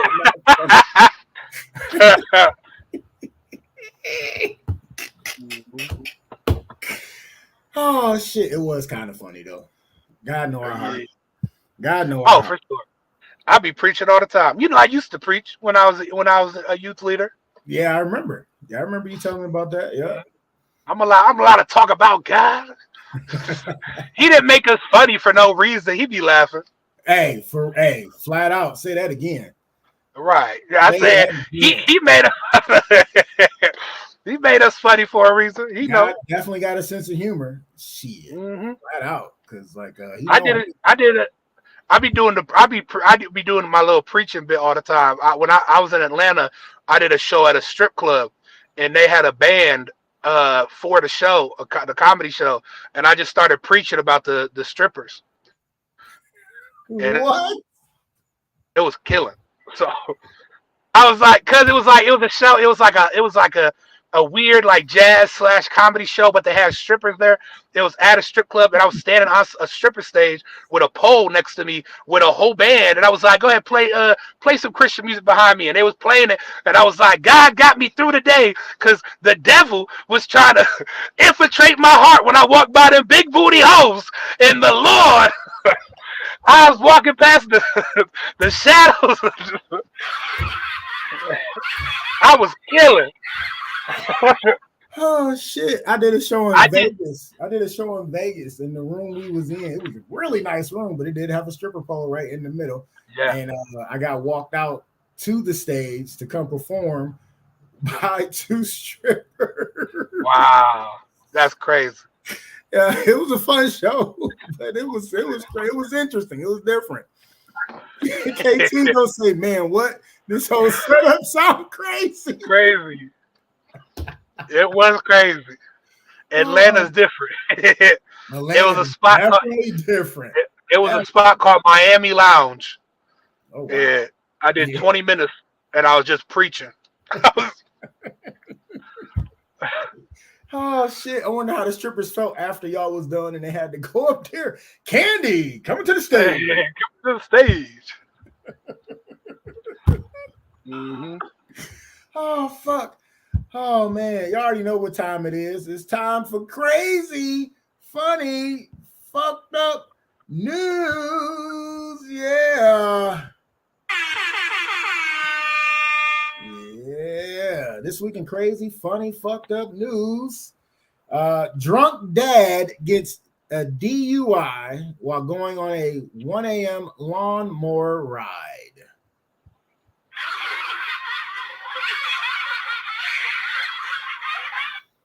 Like, dude, you can't make this shit up. The shit I be finding, you cannot make it up, like, at all. That's crazy. A 51-year-old dad in Australia got a DUI on his riding lawnmower in the middle of the night. Officer stopped the man riding the wrong way down the street. When a cop asked what he was doing, he said he was on his way to go mow his daughter's lawn at 1 o'clock in the morning. He actually had a blood alcohol content of something the legal limit. He was arrested and given a DUI. Yes. Wow. Yes. I would have lied so quick. I would have just the nearest grass. I would have started cutting. I would. I work night shift. I'm on night shift. I'm cutting right now. Oh shit! I would have literally did the same thing you did. As soon as I seen the cop, I'd have pulled in the first grass and started drop the because you know he was riding without the blades down and shit. You know what I'm saying? Yeah. I'd have literally instantly it'd have been like Right. I would have been. Turned the I'm like, yeah. I'd have been like, you understand? Third shift. We got the same shit. It's hard out here. It's all they had available. I got to get it done. The landlord tripping, man. You know what I'm saying? Right. I was it's a temp service. You know they be giving shitty hours. I just gotta take what I can. Her HOA trying to kick her out of fucking development. I gotta go cut her grass right now. Right now. They say you know what?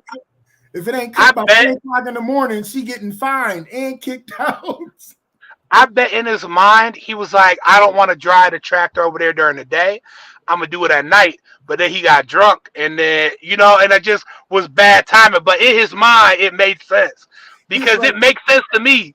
Like, okay, no one on the road. I can take this over there real quick and get the grass cut.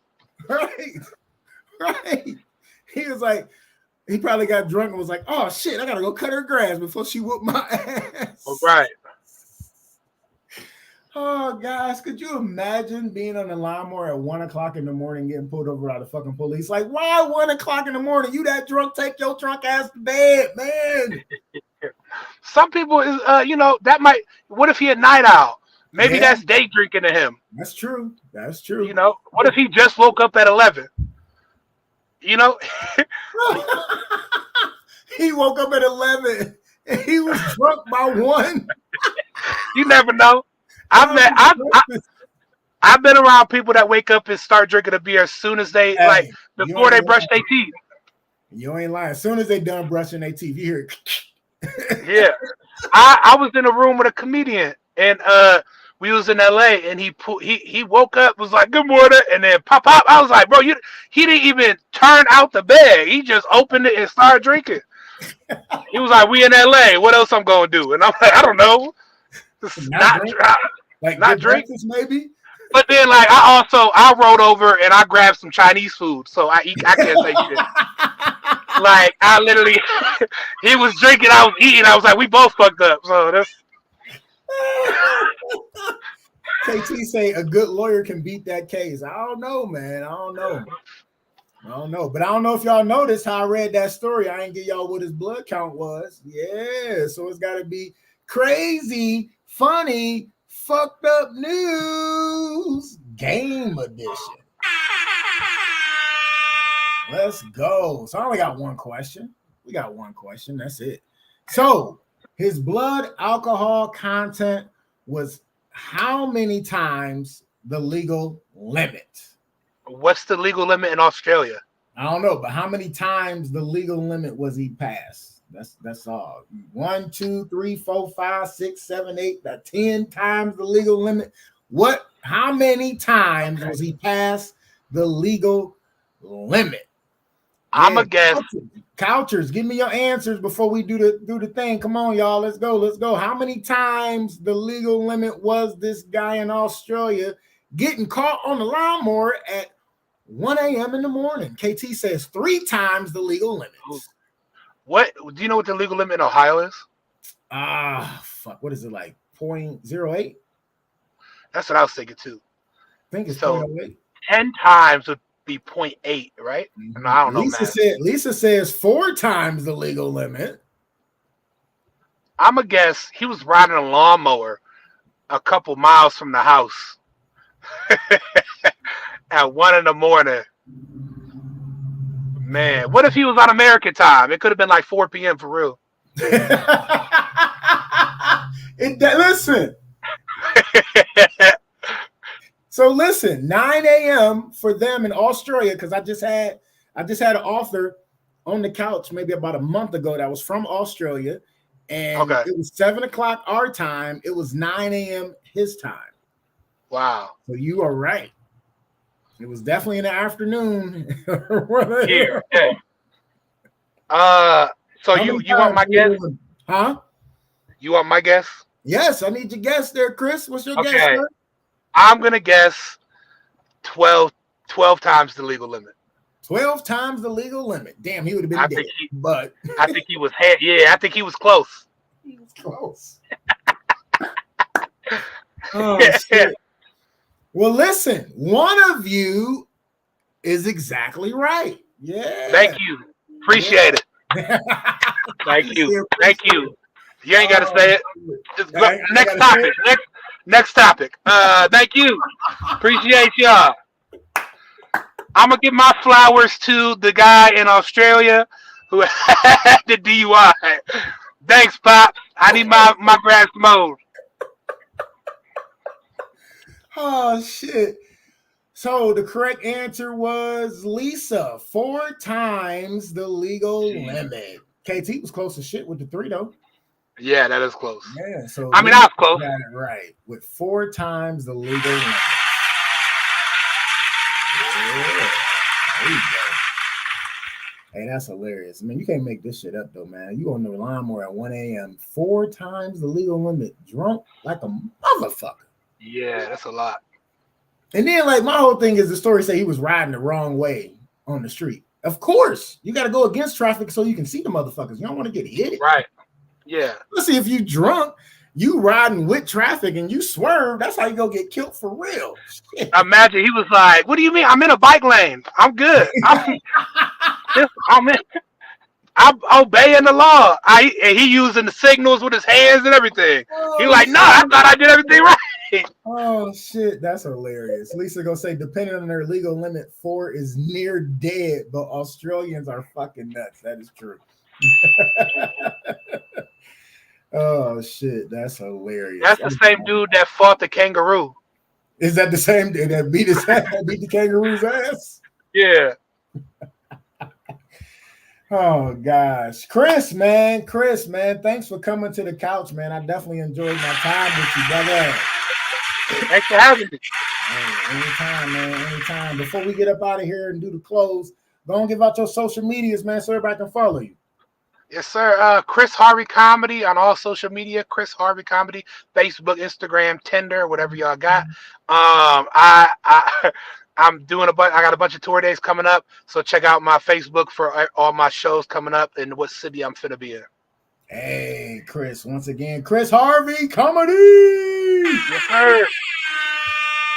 Nice. That's what's up. Thanks, man. And as always, you already know what it is. We got to do the close. Got to. Something you can ponder on until the next time you see us on live Facebook and YouTube every Monday, 7 to 9 Eastern. And then here's the next day on Spotify. But your close this week, something you can ponder on is, and then Chris, you get to break it down in your terms. All right, you ready?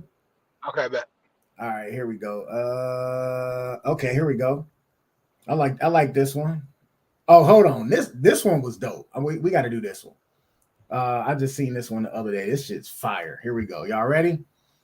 Sometimes the people you wanted as part of your story are only meant to be a chapter. Oh, shit. I'm going to read it one more time and then you can break it down for us. Sometimes the people you wanted as part of your story are only meant to be a chapter. Oh, that's fire. That's fire as fuck. Chris, break it down before we get up out of here. As like, define it? Yeah, some break it depth down to in your words, in your terms. Yeah, Yeah. that's the real one. That's because not everyone is meant to take the full journey with you. Sometimes they're just supposed to show you the way. They're supposed to get you to the next sidewalk, the next stop sign, the next block. Relationships, sometimes friends, sometimes mentors. Sometimes it's just for a short time to get you to where you're supposed to be next. And I think that's a big step is understanding when to move on and keep climbing, even though they can't climb as far as you. You can't take them with you all the way up the ladder.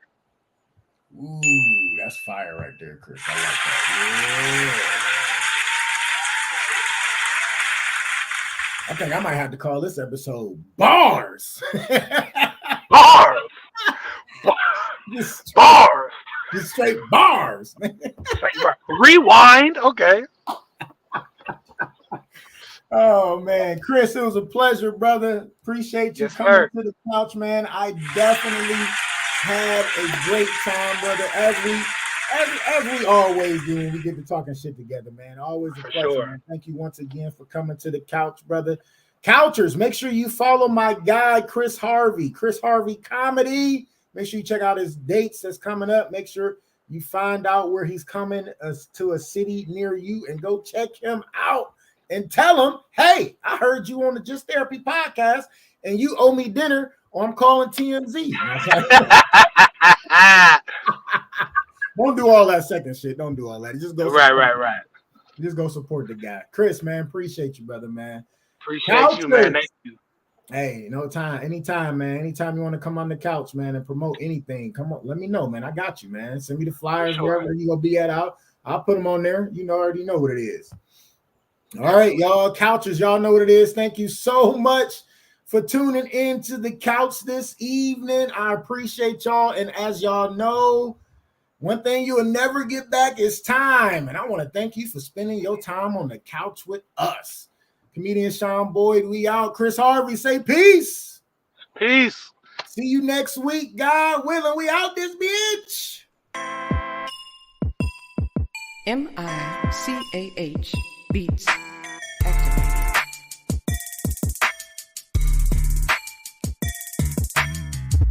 Welcome to Just Therapy, where we talk about life with a comedy twist. With your hosts, comedian Sean Boyd, Antonio Ferguson, and Miss KT. We talk about a whole bunch of shit from politics to people actually taking shits. So sit back, relax, and enjoy the therapy session. Man, this be dope. Make a motherfucker want to rap. I can't rap, man. Hold on, here we go. I can't rap. I really can't. But come sit down on the couch with us. Man, I can't rap. Come to the couch. Enjoy the show. Let's go.